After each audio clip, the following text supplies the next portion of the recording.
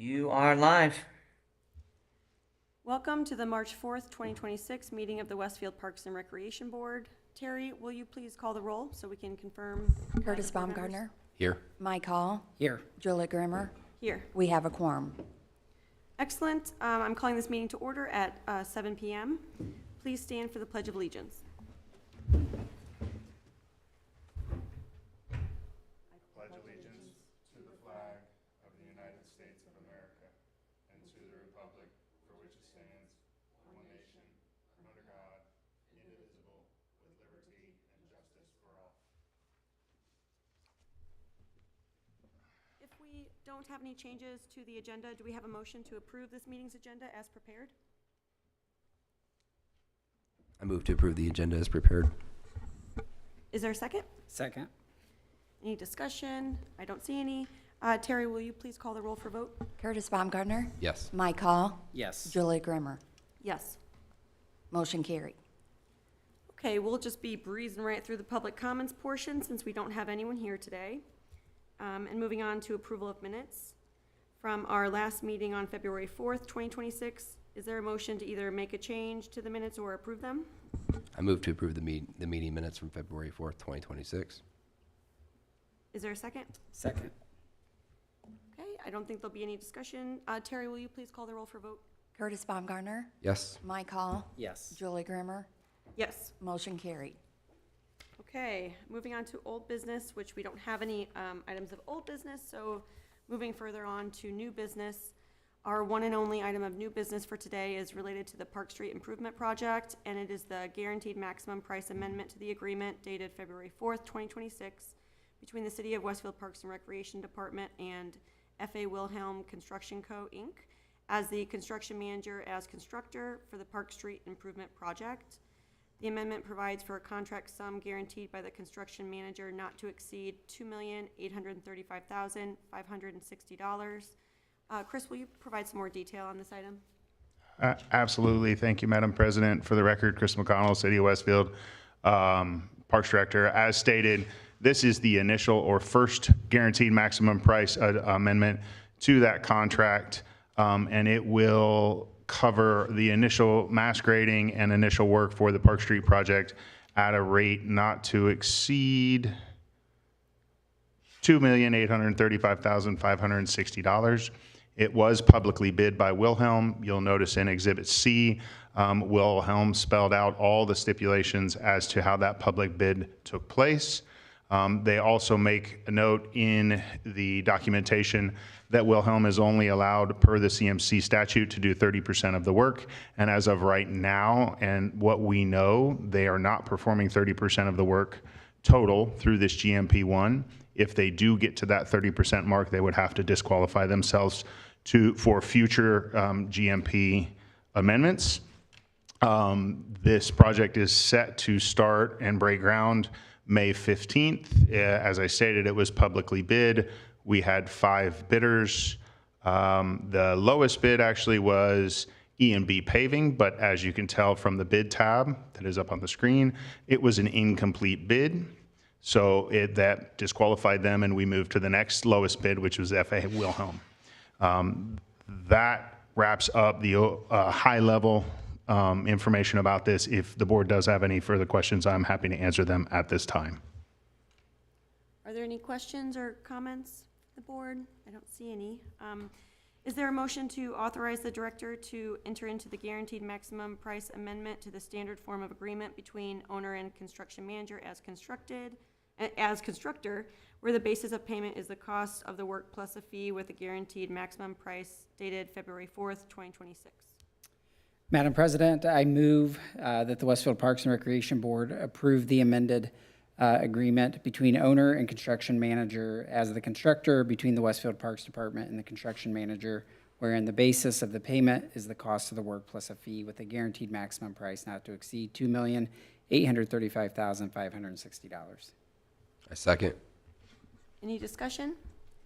Seeing none, Terry, will you please call for a vote? Curtis Baumgartner. Yes. Mike Hall. Yes. Julia Grimmer. Yes. Motion carried.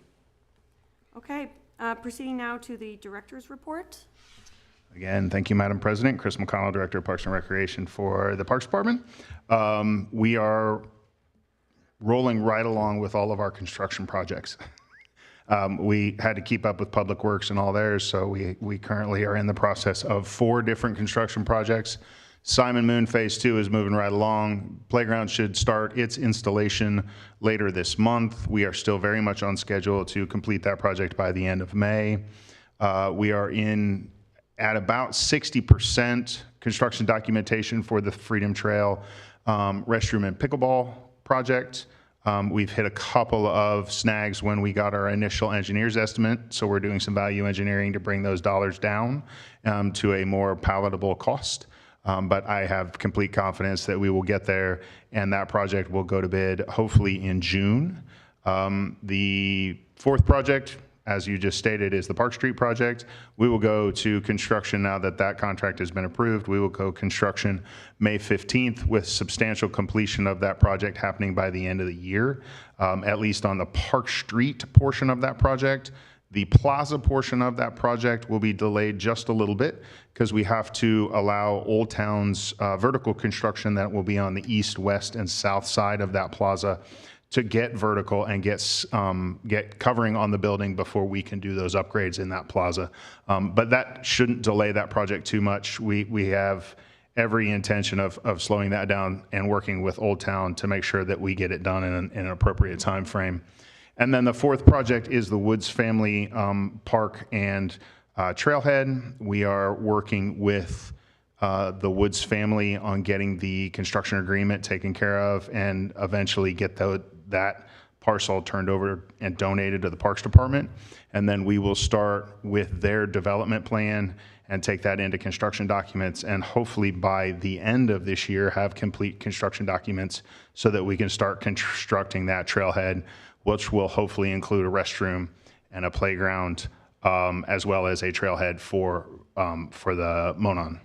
We also are in the middle of farmers market season. We're halfway through. We're averaging about 1,000 residents at each of the winter farmers markets. So we have another 6 to go, and the staff is planning for the summer market. We already have almost 150 vendors that have applied, so we're doing really well there. And all of our concerts are all scheduled out. We have 6 of those, and for those 90s babies like me, well, I'm actually a 70s baby, but I grew up in the 90s. We have the Y Store and Dave and Ray booked, which I'm really excited about. You guys all looked at me like I'm speaking some foreign language. And then we got a lot more on the plate. We have actually hit the 100 program mark offered this year and on the schedule, which is double what we did last year, and that doesn't include our schedule for the ice ribbon. So we got a lot going on. It's going to be a really busy summer. Staff's excited about it. I'm excited about it. If the board has any questions, I'm happy to answer those at this time. Can you shed any light on kind of what's going on with the Freedom Park improvements that are Absolutely. the surprise? Yep. The engineer's estimate on the restroom came back a lot more expensive than I expected it to. So we are taking a step back and looking at the design of the building and figuring out as many ways as we can to get that price reduced by at least 33% from where it's at right now, and underneath the budget threshold so we can build that building. It was really a sticker shock when they came back with a 20% contingency on that. It came back at $804,000, and I about fell out of my chair because I am not comfortable, nor can I be the responsible party for spending $804,000 on a 1,300 square foot restroom. So that's why we pumped the brakes on it, and we are taking a long, hard look at everything involved in that project and our value engineering as much out of it as we can. They make some really nice prefab restrooms now. I know they do. I know they do. Okay, well, thank you for the detailed report. If there are no further questions, we will move on to other business. Does the board have any other items or comments to discuss? I do have one thing I want to, I guess, ask about. So, I have like view of some portions of Simon Moon from where I live, and there were like a group of kids, on their like whatever they want to call it, powered bike things, and they were like going right up like the zigzaggy part, which is, and I like was around, so I just was like kind of asking them questions about like, kind of why they're coming around, and it just seems like I mean, I know there's, lots of demand, right, for the park space that we have available. Lots of people wanted to use it in different ways. But it just makes me wonder if there's just like, we just must, I feel like, accommodate this desire for the dirt biking stuff, it seems to me, or it's going to destroy all the properties that we have. And I was just wondering, I know we've talked about like with the newbie property, there's been some design sort of, discussed, comments, revisions. It seems like, it's kind of well on its way, but I do wonder if there isn't something that can be done to accommodate the need to like, dirt bike up hills and stuff like that. Some portion of that, maybe the space that's north of the Midland, that's like particularly prone to flooding.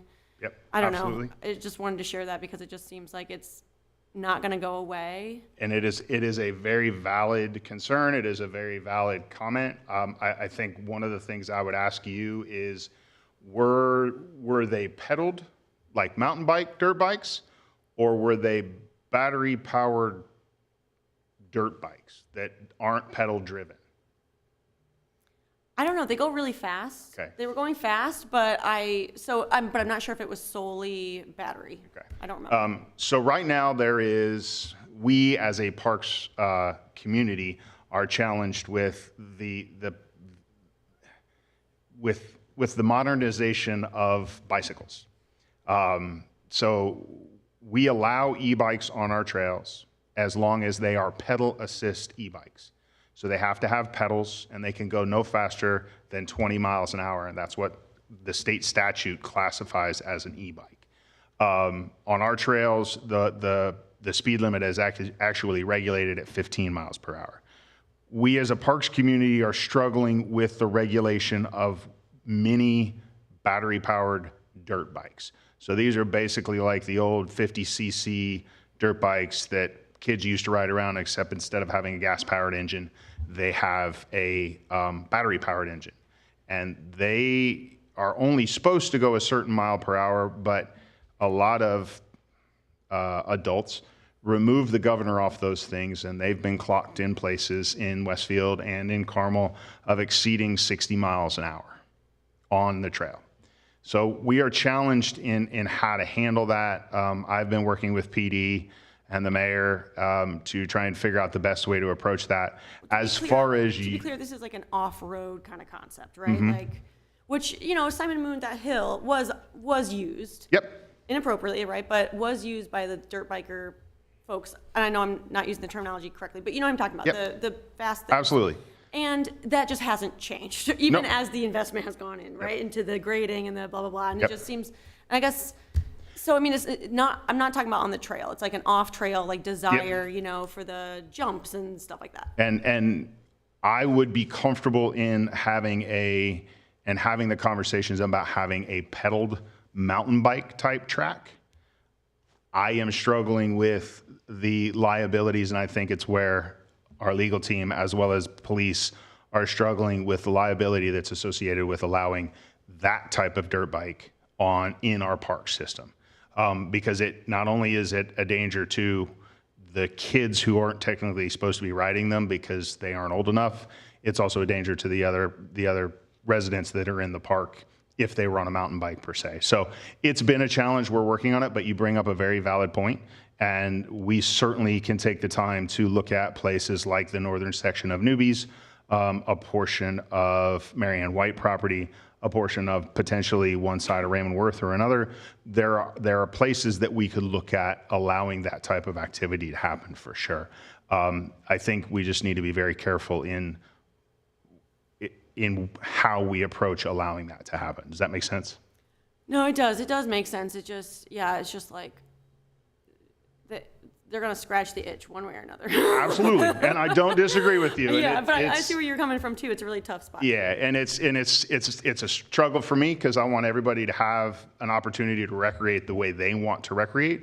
There's a lot of heartburn going on because of that right now. I mean, for example, last summer we had a group of kids that were riding wheelies on those things down 171st Street going about 45, 50 miles an hour. And that is a danger not only to those kids, but also to the other residents that are on the trails in that area, but also the other residents that are driving on there. So you are absolutely right, and we will take a hard look at it. But again, I just wanted to make sure that this is a much larger issue to try and tackle. Yeah. Okay. All right. Well, thank you. Absolutely. So I think no one else has any comments. So I'll just add a reminder that our next regular meeting will be held on Wednesday, April 1st. And we are now at the end of the agenda. So can I get a motion to adjourn in a second? I move to adjourn. Second. Terry, will you please call the roll? Curtis Baumgartner. Yes. Mike Hall. Yes. Julia Grimmer. Yes. Meeting adjourned, 7:16. Bye, everyone. Thanks. Thanks, Caitlin. Chris, we're done. Thanks. Oh, don't worry. I'm always listening.